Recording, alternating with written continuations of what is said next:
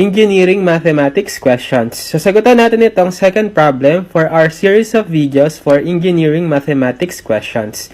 So, pwede nyo rin itong gamiting reviewer for engineering board exam mathematics.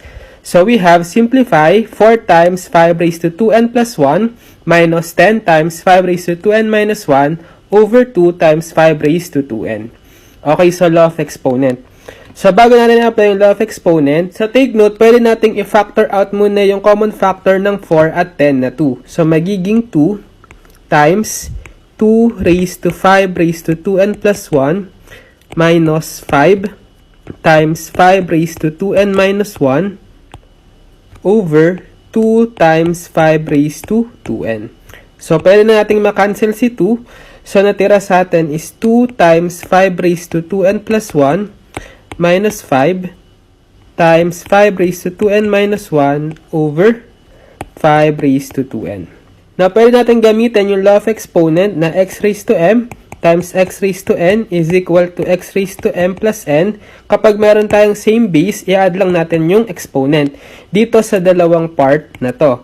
So, paghihiwalayin natin yan as 2 times yung 5 raised to 2n plus 1 gawin kong 5 raised to 2n times 5 raised to 1 minus 5.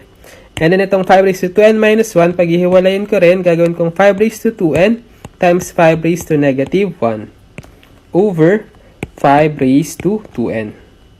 Now, pwede nating i-factor out again itong common factor nila na 5 raised to 2n. So, magiging 5 raised to 2n times 2 times 5 raised to the first minus 5 times 5 raised to the negative 1 over 5 raised to 2n.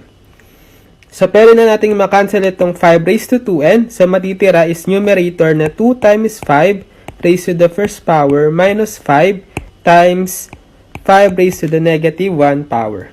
So, itong 2 times 5 raised to the first power is 2 times 5 lang yan, right? Minus 5 times 5 raised to negative 1. So, applying the law of exponent again. So, yung 5 na to, may exponent na 1. So, 5 raised to, add natin yung exponent nila kasi same base na 5, 1 plus negative 1.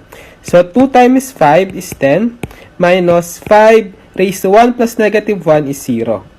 So, we have 10 minus, applying the 0 law of exponent, any number raised to 0 is equal to 1. So, therefore, 10 minus 1 is equal to 9. So, this is the final answer.